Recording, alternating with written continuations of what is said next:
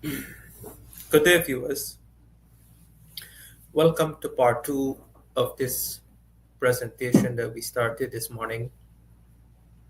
Actually, I didn't get to go into this presentation this morning. Just as a quick recap, I dealt with the opposition leaders' claim about the Natural Resource Fund, the amendment to the Natural Resource Fund Act, specifically in relation to the withdrawal rules. Now, this presentation on the fiscal orientation and economic outcomes.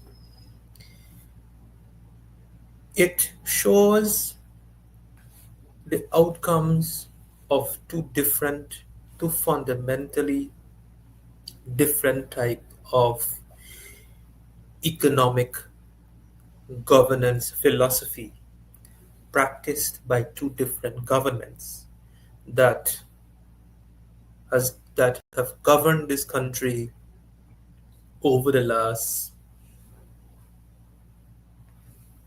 since independence.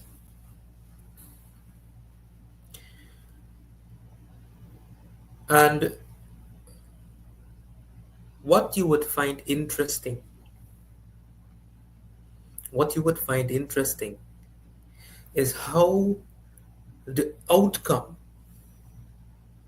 backed by empirical analysis, backed by data, how those policies impact directly your lives at the household level.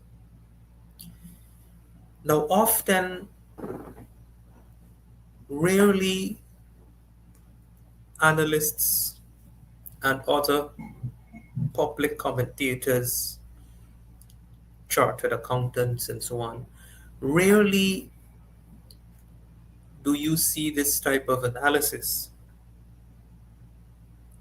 or rarely do you see this type of analysis forming part of the public discourse. Most of the times, you are treated to surface level narratives. Most of the times, those surface level narratives are emotive and they are not substantiated by the data. They are not substantiated by the economic analysis. And the thing about economic analysis that you have to also bear in mind is that for you to really observe the trend and for you to really observe the outcomes, the impact of policy, you have to look at a time series of data. You have to look at a time series of data. Looking at one quarter over another quarter or 1 year over another year, year over year, you don't get to see the full impact. You don't get to see the full impact. And this is why in this analysis, on the macro data that I'm going to, the selected macroeconomic data that I've examined in this analysis, I've looked at it since 1992 to 2024, over the last three decades. The other data I look at from 2004 to 2024. So I look at a 20-year period for one set of data that tells a different story at a different level in the economy. And the macro data, I looked at it uh, from since 1992. Now, this is also important to bear in mind when it comes to managing your expectation or setting your expectation more or less. Because why I say this before I get into the analysis, the presentation, one of the difficult challenges, and in my mind, the most difficult challenge that this government has to contend with or has been contending with over the last 5 years is because there is oil earnings in the equation.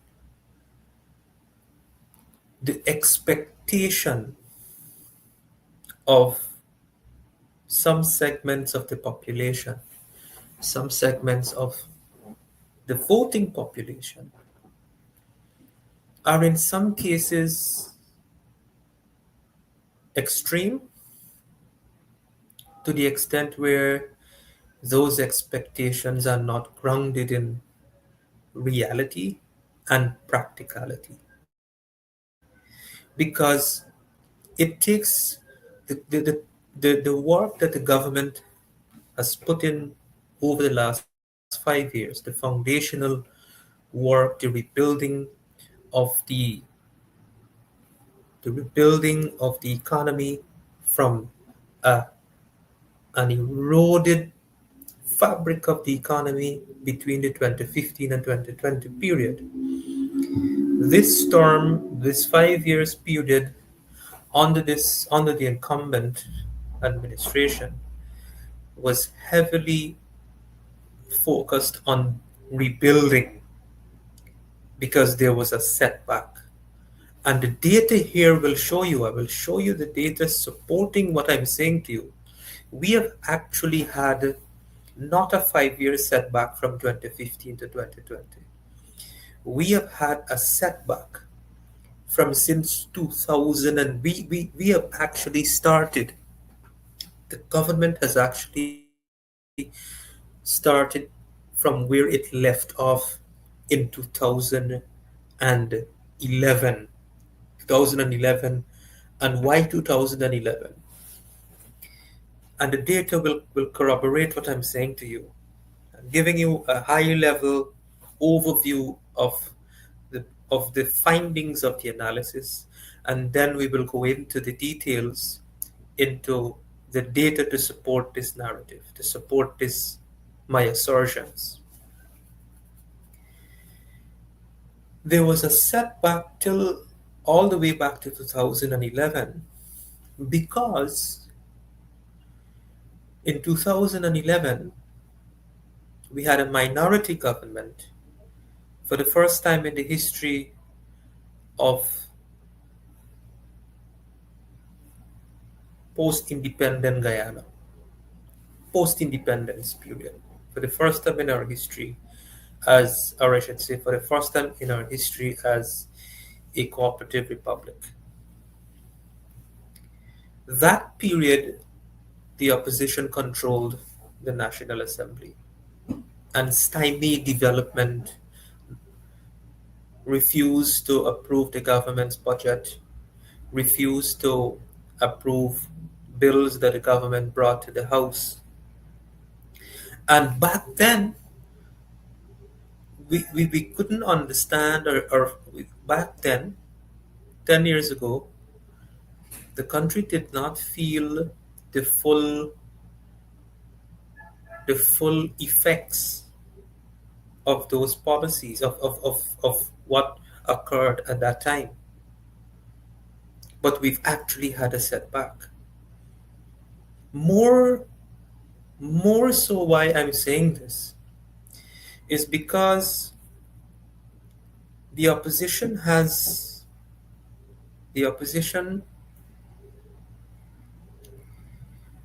has this proclivity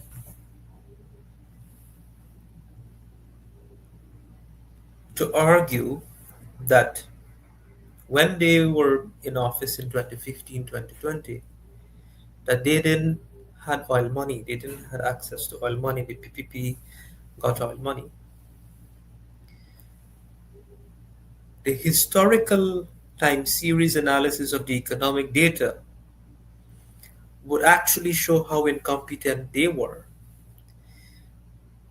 because the PPPC did not leave a broke treasury in 2015. The PPPC did not leave a broke treasury in 2015. And so I've chosen in the 2004 to 2024 period, 2 decades, in that 2 decade period, in that 20-year period, we've had a PPPC government, 2004 2009. Then we've had the minority period. Then it captures the, the APNU period 2015 2020. Then it captures this current period. So let's get into the number. Let's get into the number to show you what I'm talking about. The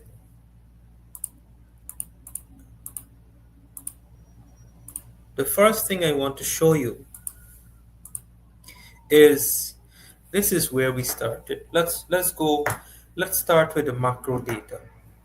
Let's start with the selected macro indicators, selected macro financial indicators on the state of the economy, what the PPP inherited in 1992. So this data that you're seeing on the screen, this is data on liquid assets and reserves of the central government. I've looked at here something called the liquid assets and reserves to expenditure ratio. It is a it is more or less a liquidity ratio. What this ratio comprises of, what the liquid assets and reserve comprises, it comprises central government deposits in the banking sector. The banking sector here include both the Bank of Guyana, which is the central bank, and the commercial bank. So when I say the banking sector, I'm referring to both central bank and the commercial banks. So central government deposits in the banking sector. Reserves, Bank of Guyana net foreign exchange reserve. That is what the liquid assets and reserve comprise of. Those are the components. Deposits in the bank, government deposits in the banking sector, and together with the international reserve balance held by the Bank of Guyana. There was another one that they had in there, but I took it out for because that one would distort the data. It's the public sector entities balances. So I took that out because if I had included that in the composition of the central government liquid assets and reserves, it would not only be inaccurate, it would distort the result. It would distort the the analysis, right? So we look just looking at central government here. So what was inherited? What was inherited?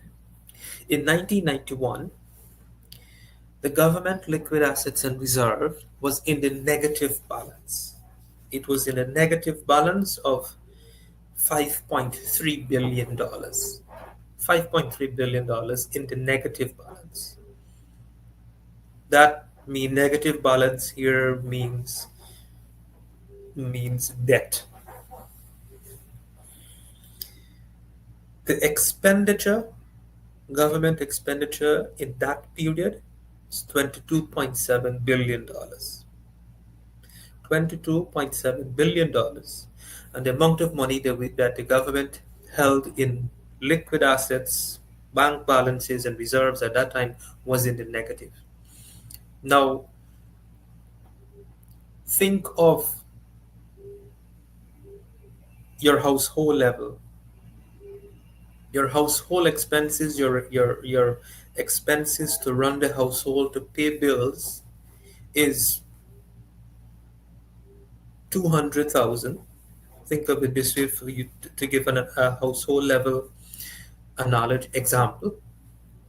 Think of your monthly household expense is, say, or your annual household expense is, say, $200,000, and you have no savings. You are in debt. You have no savings. So, in other words, in 1991, the central government had zero savings, no savings, was in a deficit position.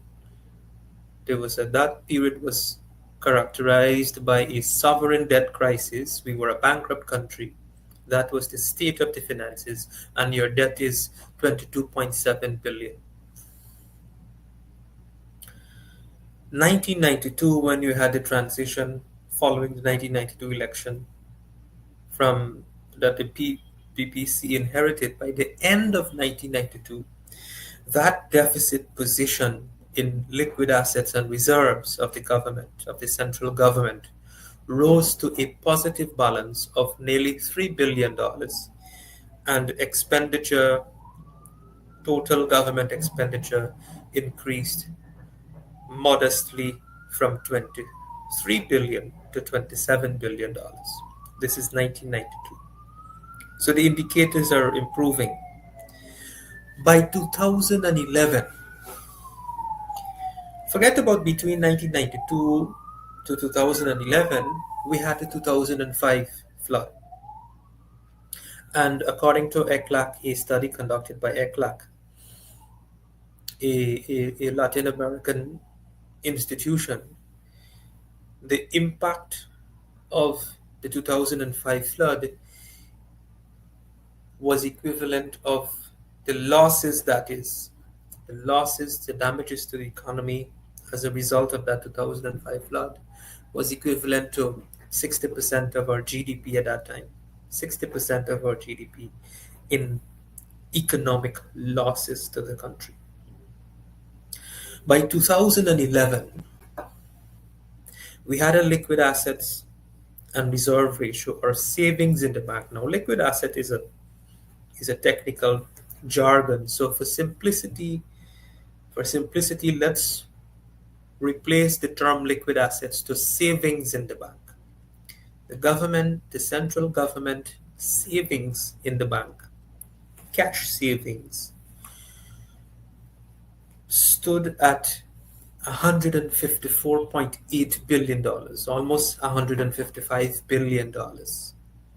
Expenditure, $150.7 billion. That gave rise to a liquidity coverage ratio of 112%, or 1.1 to 1. Now, what that means, the interpretation of that ratio is the total savings that the government has in its central government held in the bank, savings and reserves combined, for every dollar of expense, they held $1.1 in savings. So that means the amount of savings that the government held in the bank, savings, was enough to cover an entire year's expenditure. Was enough to cover an entire year's expenditure. Assuming you didn't have any earnings for that year. The savings, assuming we didn't have any earnings in that year, in a given year, the savings held in the bank, and this is 2011, this is before oil, was enough to cover an entire year's expenditure. Now, this liquidity coverage ratio can also be applied at a household level in your personal finances. If you have, this is one way to measure how financially stable and how financially healthy your finances are, your personal finances at a household level. So if your accumulated savings in the bank can cover an entire year of your expenses, then you're in a good position. You are in a healthy position. Now, for persons who don't have savings, suppose that suppose that household, for whatever reason, they lost their income. It took them 1 year to find another job. You had enough savings, or whatever turbulence there might be, you have enough savings to cover you. Some persons may not be in such a position, may not be that in that financially healthy position. So this is a good indicator. This is one good metric that is used.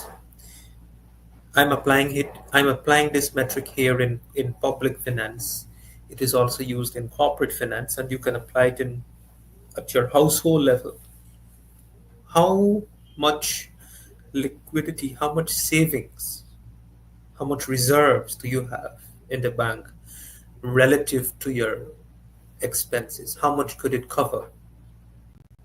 So this is was a very coming from where from 1991 to zero savings, $5.3 billion in debt, and a $23 billion expense.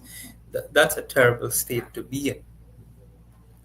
So 2014 now. This is the minority period from 2011 to 2014. You see where the ratio was? You had $1.1 to every expense, 155 billion in savings, over 151 billion in expense. That ratio now started to slightly decline, and that was because we were in the minority period when the opposition, the combined opposition, took control of the National Assembly. And here, this is the outcome. We started to decline, we started to regress. The ratio, this coverage ratio that was so healthy in 2011, started to erode from 1.1 to 0.9. That is by the end of 2014. By 2015, when we had the transition, it eroded further. It eroded further from 0.9 to 0.8. From 0.9 to 0.8.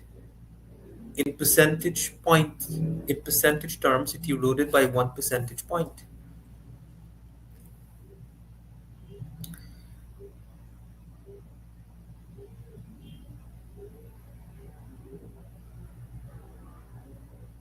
All right, from sorry, not 1 percentage point, by 4 percentage points. From it eroded by 4 percentage points. 2000, that's by the end of 2015. Look where it landed by 2019. This is when APNU+AFC, they're in government. They're not, and be reminded that they were not in a minority government state. They were full-fledged. And even we can't, I would not even um, take into account the no confidence motion, because when the no confidence motion was passed, they continued to operate as per normal. They violated the Constitution, so I'm not going to even give them that. They operated as per normal. So that ratio from 83% in 2015, this is in their best years, their best year in government. Look at what they inherited. They inherited $136 billion by the end of 2014.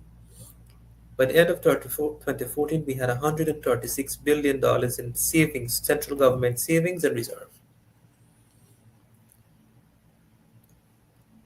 2015, the end of 2015, when they took over, that reserve, that liquidity fell from 136 billion to 124 billion dollars. Expenditure went up to 178 billion dollars. By the end of 2019, liquid asset and reserve fell to 120 billion dollars, Expenditure rose to $315.3 billion.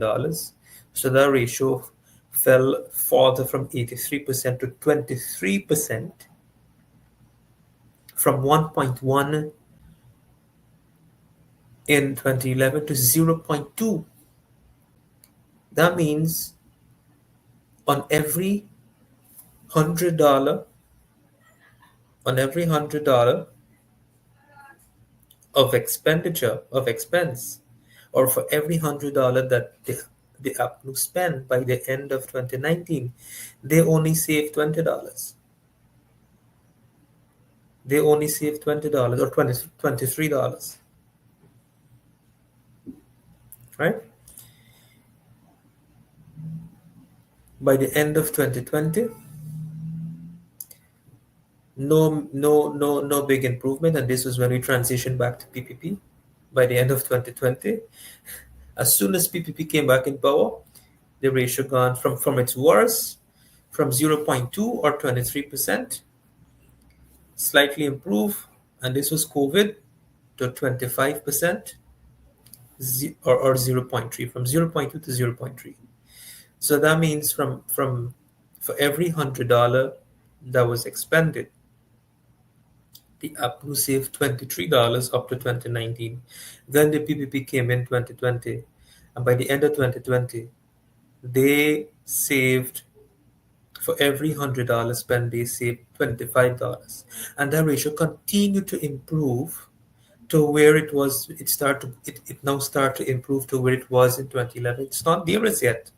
It's not there as yet, but we've gone up to 0.9. So that's almost one to one, almost one to one. So every dollar, on every $100 that the PPP spend, they save $100. So the financial, I'm going through this, taking my time to go through this statistics with you, go through these indicators with you, selected indicators, to understand the assessment of the evolution of the financial health of the country, the financial health of the economy, from 1992 to where we are today, and the different outcomes of two different government that practice divergent economic policies, economic economic philosophy. Very different. And the pattern here is consistent. The pattern here is consistent with the philosophy of these two different types of government. Because it was the same when APNU was there, it was that same type of philosophy, that same type of policy that led to us becoming a bankrupt country in when they were in power for almost 3 decades as well, since independence, up to 1992, by the time the when democracy was restored and we started economic transition. And nothing has changed.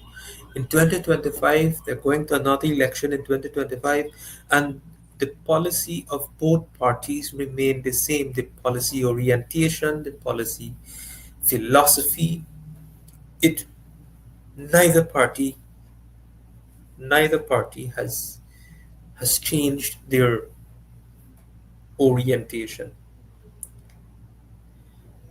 One, the results here shows that one has consistently created wealth. This is wealth creation. This is poverty reduction. This is building prosperity.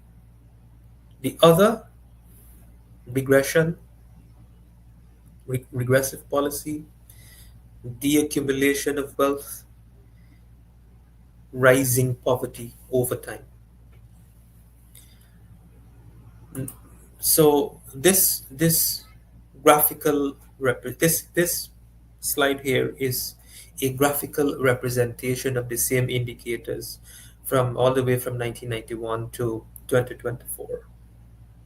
Now I'm going to take this presentation, this presentation now, and I'm going to show you some other indicators now. So this was a selected macro financial indicator that focused on the state of the financial state of the central government, the outcomes of two different policy orientation, the PPP versus the APNU. And now I'm going to show you some other indicators, and then we'll come back. We'll come back to this one. Now,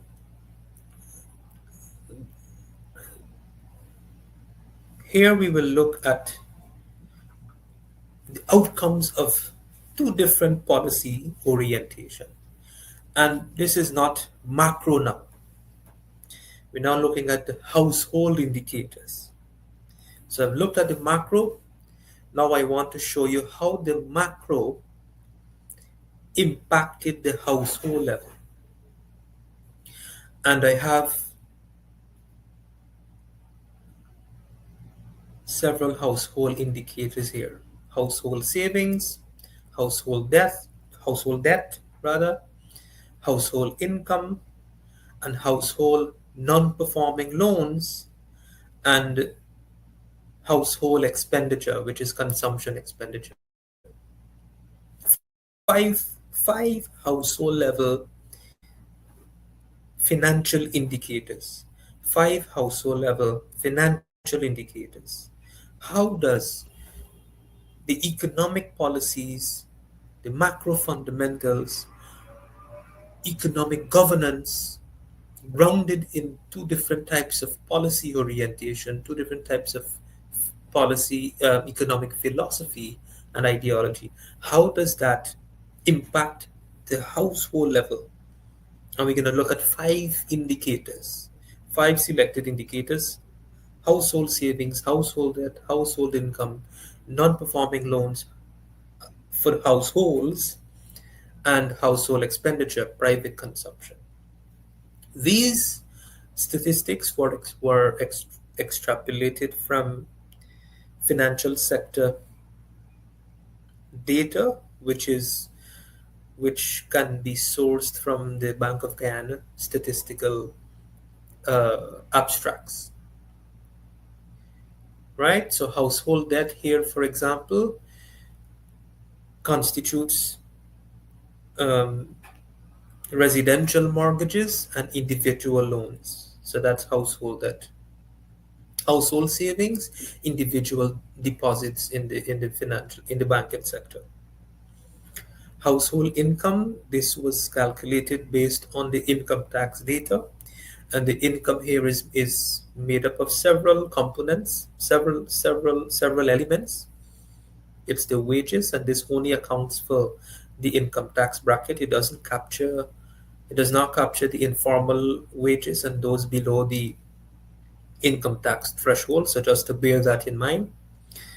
So it was calculated based on the income tax data using the effective income tax rate. So that's for wages. It also include other elements that household income capture here: pension, how old age pension plus service pension, uh, social welfare support to the household level, social welfare support such as the cash grants, the Because We Care cash grant, and other cash grants that the government would, through government social welfare programs, and indirect subsidies or tax expenditures, tax expenses, which is indirect subsidies, for example, the waivers, the waiver or removal of taxes on fuel, on fuel, the subsidy to GPL to subsidize electricity rates, to keep electricity rates constant, etc. The mortgage interest relief that you would get, eligible eligible persons who are first-time homeowners and they have their mortgage interest relief. So those are the different elements that were taken into account in in the household income that we have here. So let's look at 2004, 2009. Let's look at these indicators. In the period 2004 and 2004, 2009 here is one of the best period to look at for the PPPC, because this was not a minority government or any or such, or COVID or the 2020 fiasco, or no confidence motion and that type of stuff. So this was one of the best period to look at under the PPPC before oil, way before oil. Household savings was nearly $78 billion. By the end of 2009, it rose to 131.6 billion, almost 132 billion. The that signals an increase of 1.69 times, or a compound annual growth rate of 11.1%. Household debt stood at 85.3 billion in 2004, which rose to 158 or 59 billion by the end of 2009, reflecting a $74 billion increase, or 1.6 times, or 13.2% compound annual growth rate. Household income rose from 34 billion to 52 billion, reflecting an increase in absolute terms of 18 billion, or 1.53 times, or 8.9% compound annual growth rate. Non-performing loans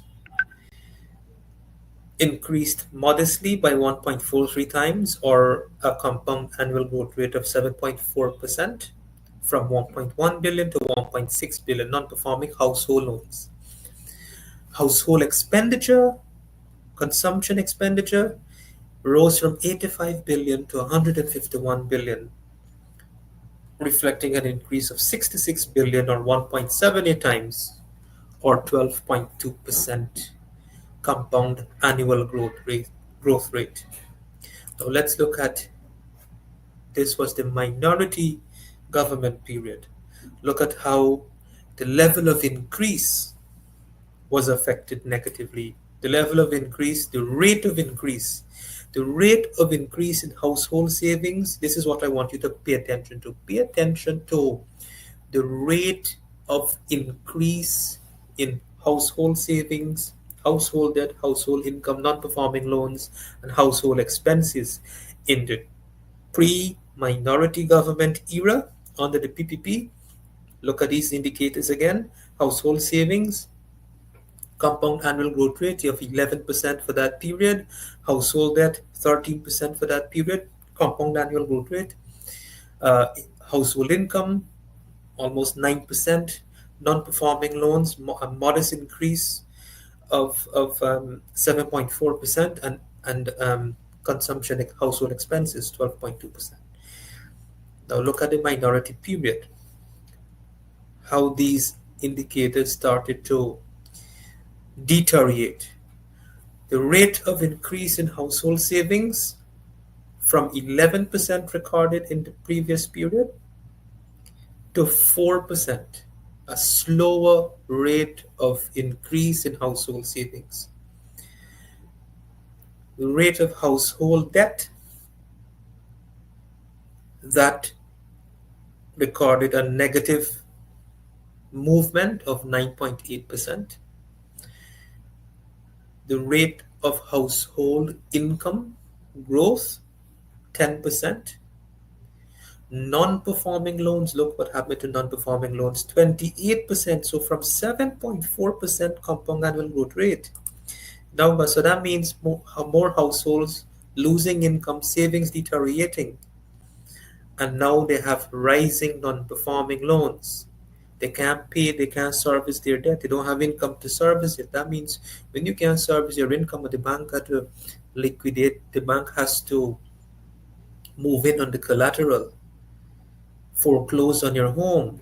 That explains why household debt there was a negative, because bank during that period would have, those non-performing loans would have had to been written off. So they were not written off. Loan did not decline because consumers were doing so well that it paid off.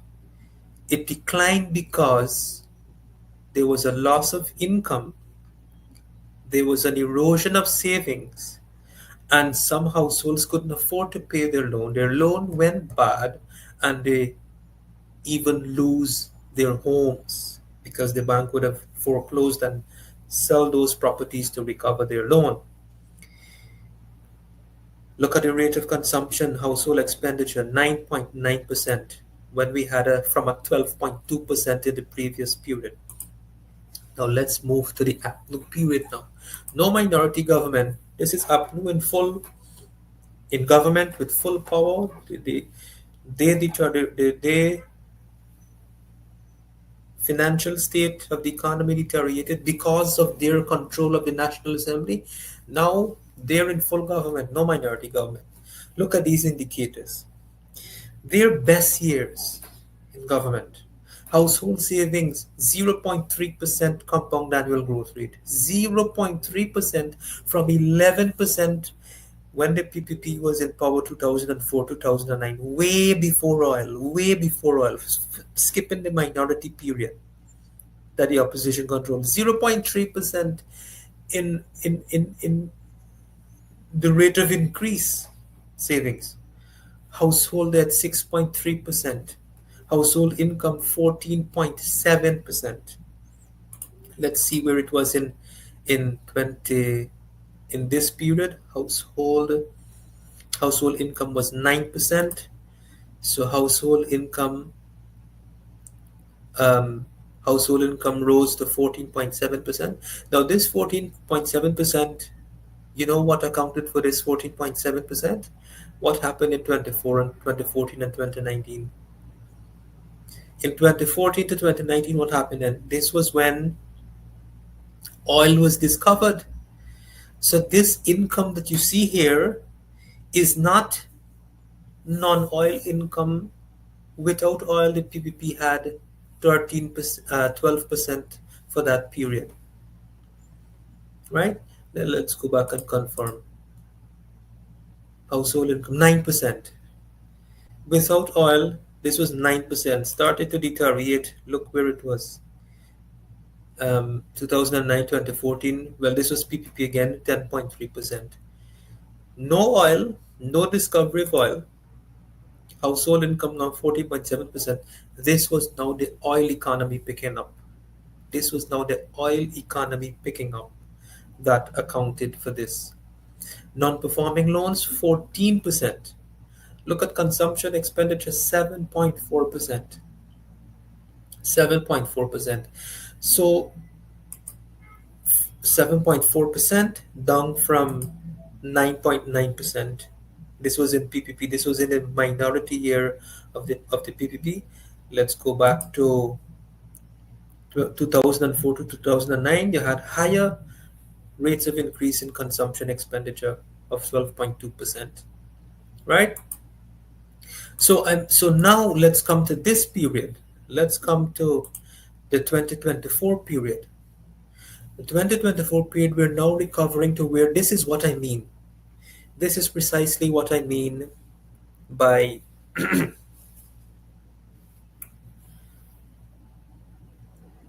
what the last 5 years. I began the presentation by saying that for the last 5 years, the PPP had a setback of not 5 years, but they were set back all the way to 2011, because now they're recovering to where these indicators were in 2009. Household savings rose, increase, reflected a compound annual growth rate of 13%. Household debt here 11%, but this is good quality debt. This is not non-performing because the non-performing started to decline. Household income rose 34%. 34%. Non-performing loans, non-performing loans went down in the APNU period in 2020. You had rising non-performing loans. Now, by the end of 2024, non-performing loans um, started to decline. So this is now we now reverting to a healthy household state of finances. At the household level, financial health in the economy is improving now to where it was in 2011.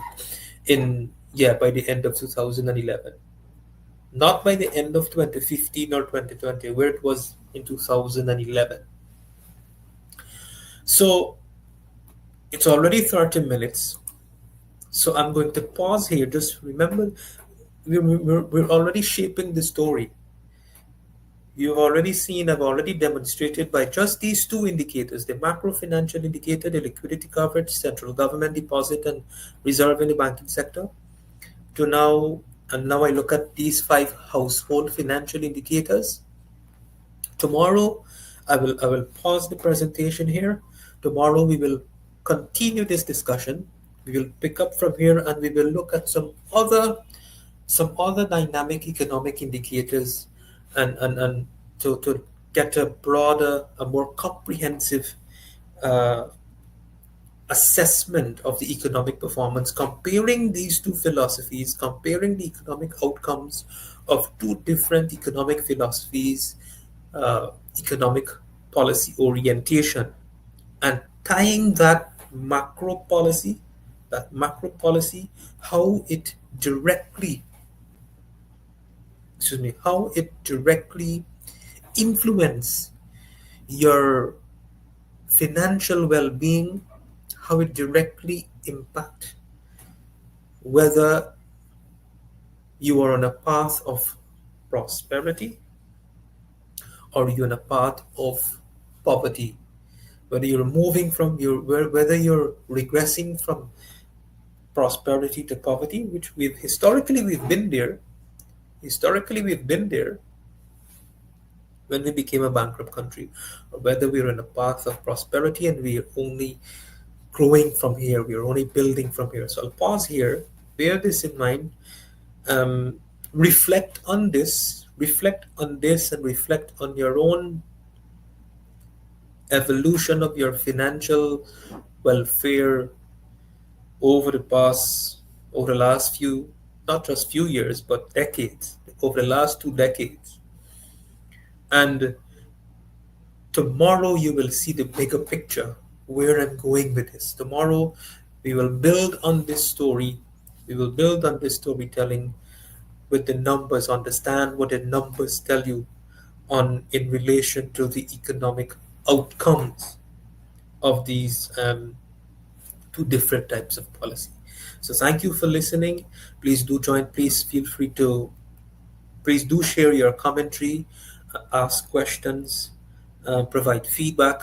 I'd be happy to engage and respond to your questions, clarifications, and so on these presentations. Thank you.